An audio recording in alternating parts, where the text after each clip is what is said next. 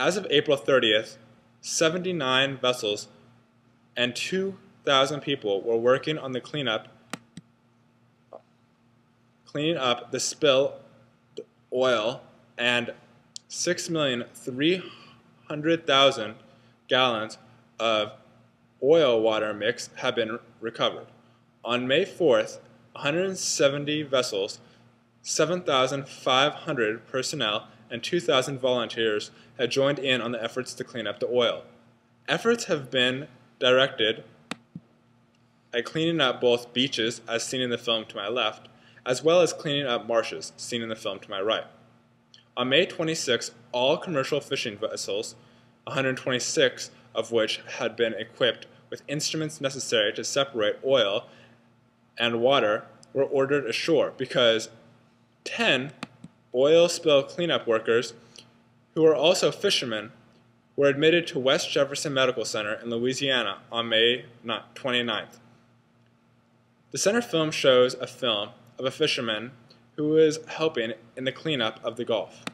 In the film to the right, one of the problems addressed is that the type of oil being spilled is a problem because it is a heavier type of oil. Additionally, on June 3rd, BP paid for $360 million worth of barriers ordered by Admiral Thad Allen. On June 4th, a non-chemical water treatment made by Ecosphere Technologies began being used. Lastly, on June 16th, sand beams began construction, with the hope of stopping oil from reaching more of Louisiana's shores.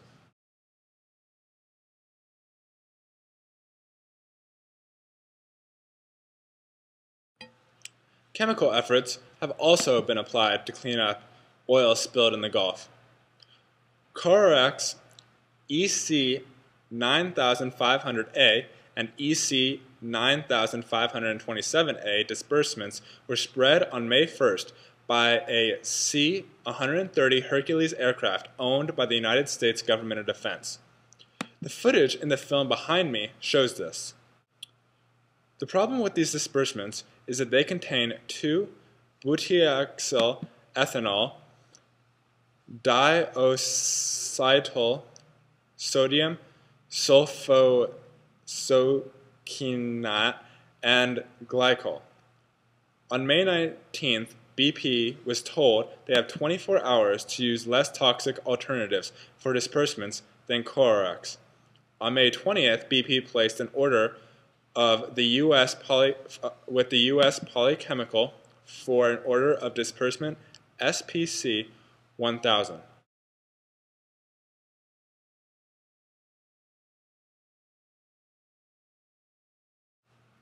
Oxygen depletion and petroleum toxicity make the spill an environmental disaster and are what caused the negative ecological effects of the spill.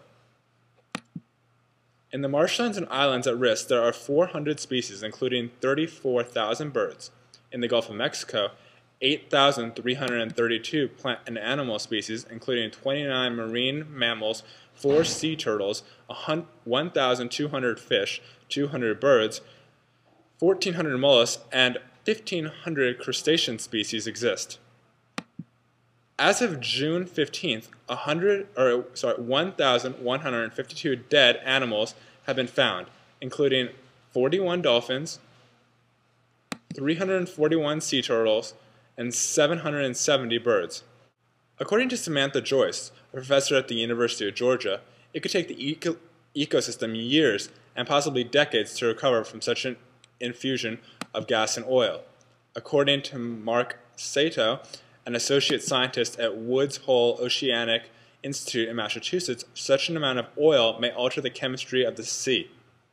On May 22nd, 60 to 70% of blue crab and oyster harvesting areas, as well as 70 to 80% of finfish fisheries, will remain open, according to the Louisiana Seafood Promotion and Marketing Board.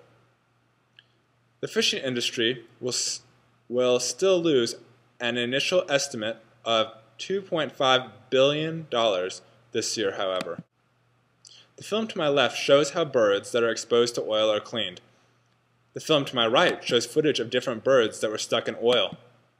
The article in the center is about how simply cleaning birds that were exposed to oil doesn't necessarily mean that they will be able to recover and live, as some oil is often ingested.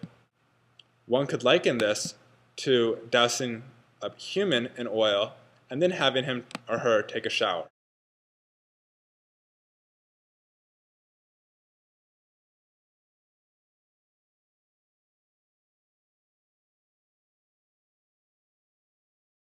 On May 26, BP was facing 130 lawsuits relating to the spill, and by June 17th, that number had increased to 220 lawsuits. Lawsuits will likely be held in Houston, and the law firm Kirkland & Ellis will represent BP. 23,000 claims have already been filed, and 9,000 have been settled. The film to my left shows BP's video about how all claims will be honored. The film to my right shows the BP claim form, available on BP's website.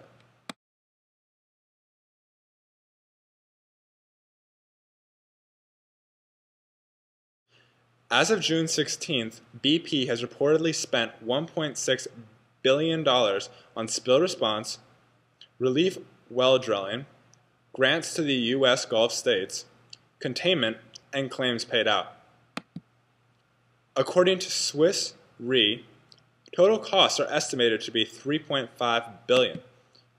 UBS estimates total costs to be $12 billion, and Willis Group Holdings estimates total costs could be a staggering $30 billion. However, none of these compares to the drop in BP's stock. BP's stock has dropped $80 billion as of mid-June 2010. The picture to my left shows the stock prices for the last year to date, while the picture to my right shows the stock prices for the last 3 months.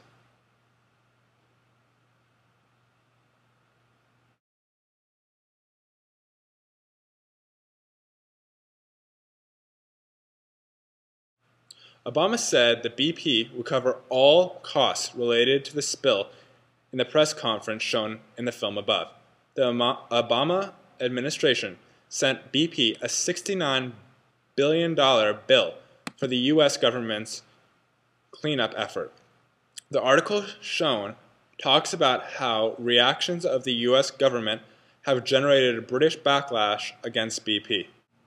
As of May 6th, Canada, Croatia, France, Germany, Iran, Ireland, Mexico, the Netherlands, Norway, Romania, South Korea, Spain, Sweden, and the United Kingdom, along with the United Nations, have offered the U.S. help.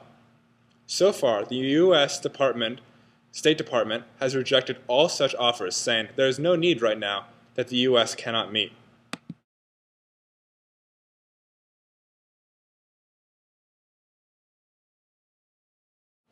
BP has tried to handle public relations by producing ads by BP that feature CEO Tony Hayward apologizing for the disaster and stating, "We will make this right."